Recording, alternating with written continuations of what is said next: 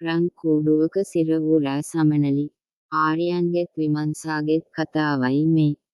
වීරසිංහ වලව්වේ අඳුරු නිහඬතාවය විහංසාගේ හදවත තුල පැවති වෛරයේ ගින්නට වඩා බියකරු විය. සතියකට ආසන්න කාලයක් ඇය වලව්වේ උඩු මහලේ කාමරයකට කොටු වී සිටියාය. ආර්යයන් වීරසිංහ ඇයව සිරගත කළා පමණක් නොව, ඇය සමග වචනයක්වත් කතා නොකර ඇයව දැඩි ලෙස මගහැරියේය. මෙම නොසලකා හැරීම විහංසාට දැනුනේ තමන්ගේ ආත්ම ගෞරවයට එල්ල කළ මරු පහරක් ලෙසය.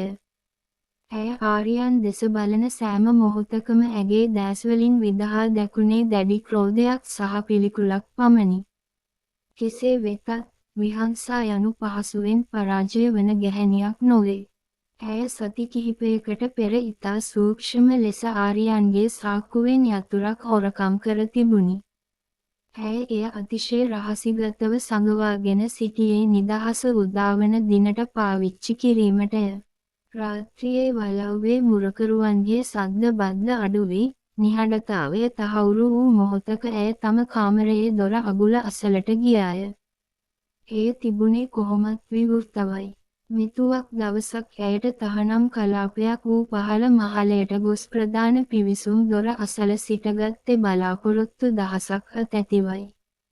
ඇගේ හදවත බෙරයකට මෙන් ගැහෙමින් තිබුණි. ඇයගේ දෑත් දහඩියෙන් තෙත් වී තිබූ අතර, හුස්ම ගැනීමේ වේගය පාලනය කරගැනීමට ඇය දැඩි වෙහෙසක් ගත්තාය. මේ නිදහසේ පළමු පියවර බව ඇය තදින්ම විශ්වාස කළාය. ඇය ඉතා පරිස්සමින් යතුර අගුලට ඇතුළු කර, දකුණට සහ වමට කරකැවීමට උත්සාහ කළාය. නමුත් දොර විවෘත නොවිය. ඇය කලබලයට පත් වූවාය. යළිත් වරක්, වඩාත් බලයෙන් ඇය යතුර කරකැවුද අගුල කිසිදු හෙළවීමක් නොමැතිව තිබුණි. යතුරේ හැඩය සහ අගුලේ කුහරය අතර කිසිදු සම්බන්ධයක් නොමැති බව ඇය වටහා ගත්තේ ඒ මොහොතේදීය. ඇයගේ මුළු සිරුරම දහඩියෙන් තෙත් වී තිබුණි. ඇය වටපිට බැලුවාය, කිසිවෙක් නැත. නමුත් ඇයට දැනුනේ තමා දඩයක්කාරයෙකුගේ උගුලකට හසු වූ අසරණ සතෙකු වැනි හැඟීමකි. හදිසියේම ප්‍රධාන දොර පිටතින් විවෘත විය. අඳුරු ආලින්දයේ සිට සෙමෙන් ඇවිද ආර්යයන් වීරසිංහ ඇය දෙස බලා සිටියේ උපහාසාත්මක සිනහවකිනි. ඔහුගේ බැල්ම තුල තිබුණේ මාරාන්තික නිහඬ බවකි. එය මොකද යතුරෙන් දොර ඇරුණේ නැද්ද? ආහෝමේ, ඔය බොරු යතුරෙන් කොහොමත් ඔය දොර ඇරෙන්න විදිහක් නෑ. මොකද හරි යතුර තියෙන්නේ මම ගාව. ඇත්තටම විහංසා, ඔයා හිතුවේ මාව රවට්ටලා ඔයාට මේ ගෙදරින් යන්න පුළුවන් වෙයි කියලාද? ඔහුගේ හඬ ඒ විශාල මන්දිරය පුරා දෝංකාර දුන්නේය. ඔහුගේ කටහඬේ තිබූ සීතල බව ඇගේ ඇටකටු පවා හිරිවැට්ටිය. ඔයා මාව රවට්ටන්නද හිතුවේ? නමුත් ඒ අතුර මම හිතාමතාම ඔයාට ලැබෙන්න සලස්වපු බොරු එකක්. ඔයාගේ උගුලේ මාව පැටලෙනවා කියලා හිතුවාට, ඇත්තටම ඔයා පැටළුනේ මගේ උගුලේ. ආර්යයන් සෙමෙන් ඇය අසලට පැමිණ, ඇයගේ දෑතින්ම ඒ වැරදි යතුර උදුරාගත්තේය. ඔහුගේ දෑත්වල ස්පර්ශය ඇයට දැනුනේ ගිනි පුපුරක් මෙනි. විහංසාගේ දෑස්වල කඳුළු පිරුණේ බිය නිසා නොව, තමා මෙතරම් අසරණ ලෙස ආර්යයන්ගේ කපටිකමට ගොදුරු වීම ගැන වූ කෝපය නිසාය.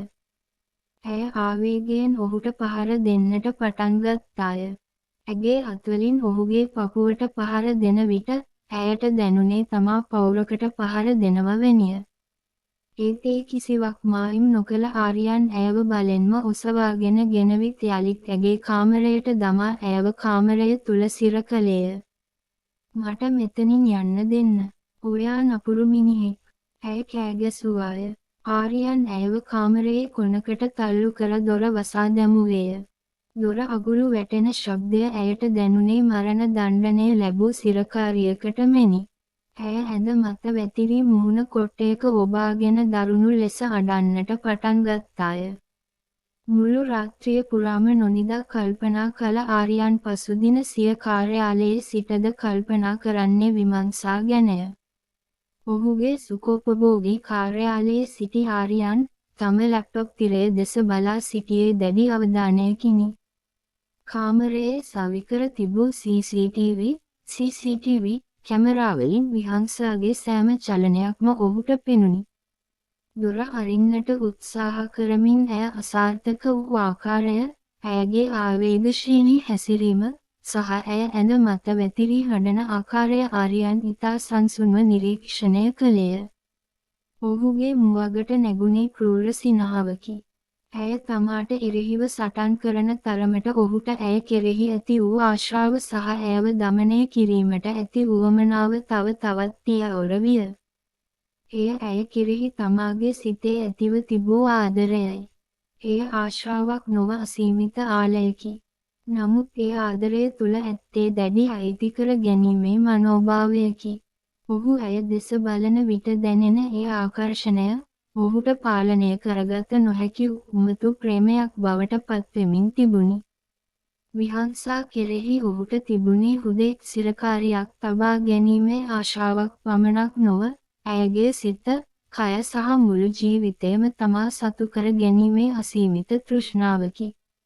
ඔහු ඇයව මෘගයෙකු මෙන් සිරගත කලද, ඔහුගේ හදවතේ ඇය වෙනුවෙන් තිබූ ඉඩකඩ දිනෙන් දින පුළුල් වෙමින් තිබුණි. ඔහු වහාම තම විශ්වාසවන්ත සහායකයා වන විකීට දුරකථන ඇමතුමක් ලබා ගත්තේය. ඔහුගේ හඬේ තිබුණේ සීතල අණකිරීමකි. විකී, මට විහංසා ගැන සියලුම විස්තර ඕනේ. එයා කවුද? එයාගේ පවුලේ අය, එයාගේ අධ්‍යාපනය, විශේෂයෙන්ම එයාගේ අතීතය ගැන කිසිම දෙයක් ඉතිරි නොකර මට හොයලා දෙන්න. ඇයගේ අතීතයේ තිබූ රහස්, ඇය බියවන දේවල්, ඇයගේ ජීවිතයට වැදගත් වූ පුද්ගලයන්, මේ සියල්ල මට ඕන. කිසිවක් ඉතිරි නොකරන්න. ආරියන්ගේ මේ නියෝගය පසුපස තිබුණේ විහංසාව හුදෙක් සිරකාරියක් ලෙස තබා ගැනීම නොව, ඇයව තමා සතු කර ගැනීමයි. ඔහු තිරය මත අසරණව සිටින විහංසා දෙස බලා සිටියේ අමුතුම හැඟීමකිනි.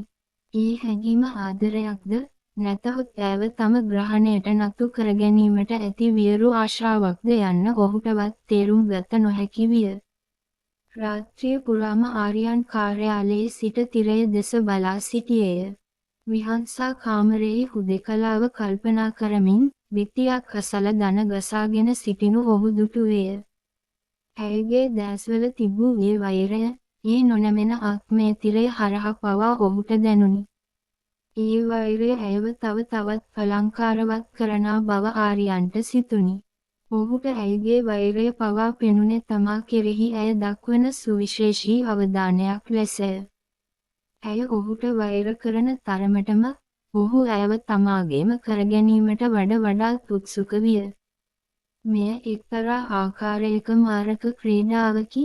ජයග්‍රාහකයා කවුරුන්දැයි නොදන්නා, නමුත් දෙදෙනාම එහි කොටස්කරුවන් වී සිටිනා අඳුරු සටනකි.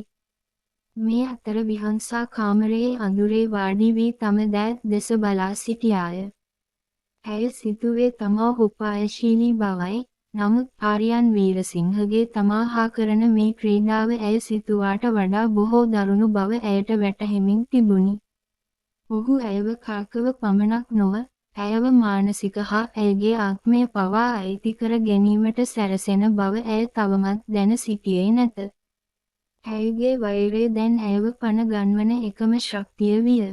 ඇය තීරණය කළා මීළඟ වතාවේදී ඇය ආරියන්ගේ මනසට පහර දෙන බව. ඇය ඔහුව රවටා, ඔහුට අවනත වන්නාක් මෙන් රඟපෑවද, ඇගේ එකම අරමුණ වනුයේ ආරියන්ගේ ව්‍යාපාරික කීර්තිනාමය හෝ ඔහුගේ ජීවිතය සම්පූර්ණයෙන්ම විනාශ කර දැමීමයි. ඇය මේ සිරගෙදර තුළ දින ගනිමින් සිටින්නේ නිදහස් වීමට නොව, දිනක මේ වලව්වේ හිමිකරු වන ආරියන්ගේ බිඳවැටීම සියසින් දැකීමටය. ආරියන්ගේ CCTV කැමරා ඇයව නිරන්තරයෙන්ම නිරීක්ෂණය කරන බව නොදැන, විහංසා කාමරයේ බිත්තිය මත තම නියපොතු වලින් ඉරි අඳින්නට පටන් ගත්තාය. සෑම ඉරක්ම ඇය සිරගතව සිටින දිනයකි.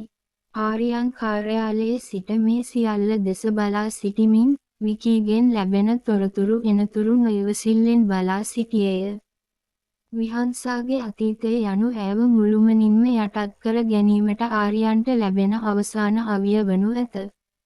ඔහු ඇයව බිඳ දැමීමට සැරසෙන විට ඇය ඔහු ගැන තොරතුරු එකතු කරමින් සිටියාය.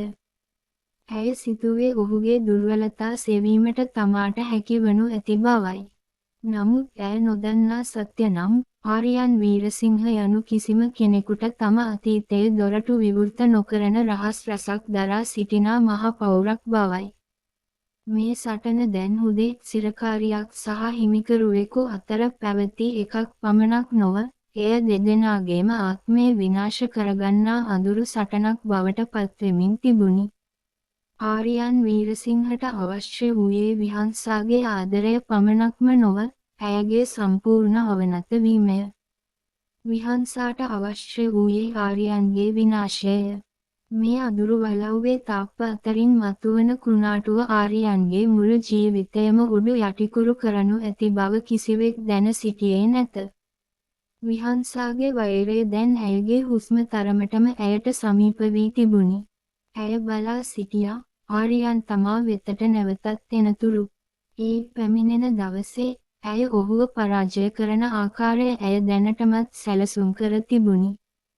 මෙම සිරගත වීම විහංසාගේ හදවතේ තියෙන වෛරය තවත් දරුණු කළේය. ඇය දිනපතාම තමාටම කියාගත්තේ ආරියන්ගෙන් පලිගන්නා ආකාරය ගැනයි. ඇයගේ මුළු ලෝකයම ආරියන්ව විනාශ කිරීමේ ඉලක්කය වටා කැරකෙමින් තිබුණි. අනෙක් පසින් ආරියන්ගේ සිතේ ඇය කෙරෙහි ඇතිව තිබූ අසීමිත ආදරය සහ ආශාව ඔහුටම තේරුම් ගත නොහැකි විය. ඔහු ඇයව දෙස බලන විට ඔහුගේ හදවතේ යම්කිසි මෘදු බවක් ඇතිවද, තම අහංකාරකම නිසා ඔහු එය පිටතට පෙන්වීමට මැලි විය. ඔහු ඇයට ආදරය කළේය, නමුත් ඔහුට ඇයව අයිති කර ගැනීමට අවශ්‍ය වූයේ එය ආදරය මගින් ඇයව වහලියක් කරගනිමිනි. උන් දෙදෙනාගේම මේ සටන අන්තිමේදී කාගේ ජයග්‍රහණයෙන් අවසන් වේවිද? විහංසාගේ වෛරය ජය ගනීවිද? නැතහොත් ආරියන්ගේ අසීමිත ආදරය සහ බලය ඇයව මුළුමනින්ම යටත් කර ගනීවිද? මේ ප්‍රශ්නයට පිළිතුරු සෙවීමට තවමත් කාලය මදි. නමුත් එක දෙයක් නම් ස්ථිරයි, මේ දෙදෙනාගේම ඉරණම එකිනෙකා මත රඳා පවතින බව. ඔවුන්ගේ වෛරය සහ ආදරය එකම කාසියක දෙපැත්තක් ලෙස පවතී. අනාගතයේ කුමක් ගෙන එනු ඇත්දැයි කිසිවෙකු නොදනී. නමුත් ඔවුන්ගේ හදවත්වල තිබෙන මේ දැඩි සටන තවත් බොහෝ දේ හෙළි කරනු ඇත. වලව්වේ බිත්තිවලට පවා ඔවුන්ගේ මෞන සටන ඇසෙනු ඇත. ආරියන්ගේ අඳුරු රහස් හෙළිවීමටත්, විහංසාගේ පලිගැනීමේ ගින්න නිවී යාමටත් තව බොහෝ කාලයක් ගතවනු ඇත. එතෙක් මේ මාරක ක්‍රීඩාව අඛණ්ඩව සිදුවනු ඇත. 4 වන කොටසින් හමුවෙමු. කතාව ලයික් කරලා කමෙන්ට් කරන්න.